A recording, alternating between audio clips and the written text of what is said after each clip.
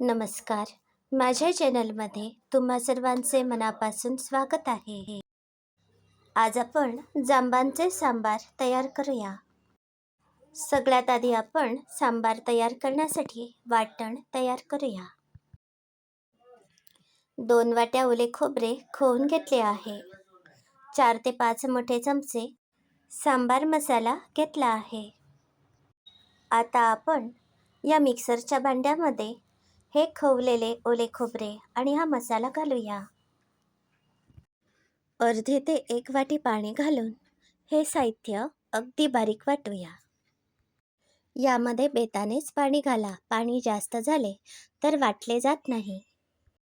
आता आपले सांबारासाठी वाटण तयार आहे. हे आमच्या बागेतले जांब आहेत. हे चवीला आंबट गोड असतात. या जांबांमध्ये एक मोठी बी असते, ती आपण काढायची आहे.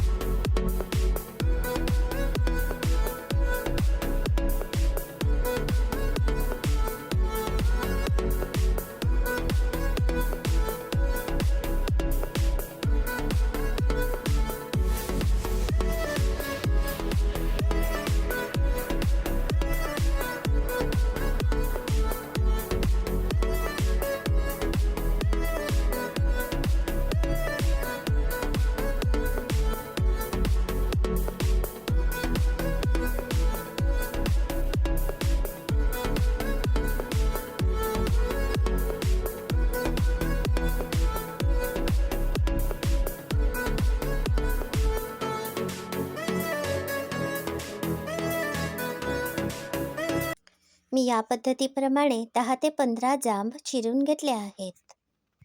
हे या पातेल्यात घालते. हे जांब लवकर शिजतात.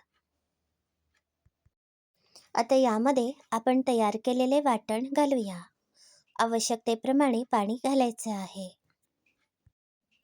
हे सांबार अगदी पातळ किंवा अगदी दाटसर असे न करता मध्यम प्रमाणात असे करायचे आहे. हे सांबार तयार करण्यासाठी साधारण 1 ते 1.5 तांब्या पाणी घातले आहे. चवीप्रमाणे मीठ घालते. मिठाचे प्रमाण आवडीप्रमाणे कमी जास्त करू शकता.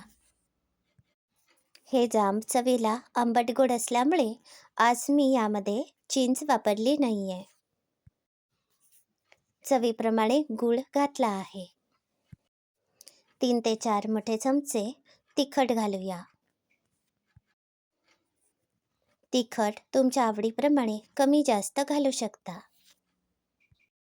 आता चांगले ढवळूया. आता हे पातेले गॅसवर ठेवते. हे जांब लवकर शिजत असल्यामुळे याप्रमाणे सगळे जिन्नस मी एकदाच घातले आहेत. हे सांबार 5 ते 10 मिनिटात तयार होते.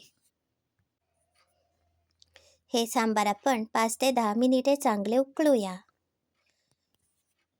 आता आपले सांबार तयार आहे. यामध्ये तयार केलेली फोडणी घातली आहे. फोडणीचे साहित्य थोडेसे तेल, 1 चमचा मोहरी, 1 चमचा जिरे, 1 चमचा हिंग पावडर, 1 चमचा मेथीचे दाणे, थोडीशी कडीलिंबाची पाने आणि 1 सुकी मिरची. आता आपले सांबार तयार आहे. हे तुम्ही जेवतेवेळी भातासोबत सर्व करा. हे सांबार चवीला आंबट गोड असे तयार होते. आजची रेसिपी तुम्हाला कशी वाटली याचा अभिप्राय नक्की कळवा. अशाच नवनवीन आणि अगदी सोप्या रेसिपी बघण्यासाठी माझ्या चॅनलला नक्की भेट द्या. याबरोबरच माझे चॅनल सबस्क्राईब करा, शेअर करा. धन्यवाद.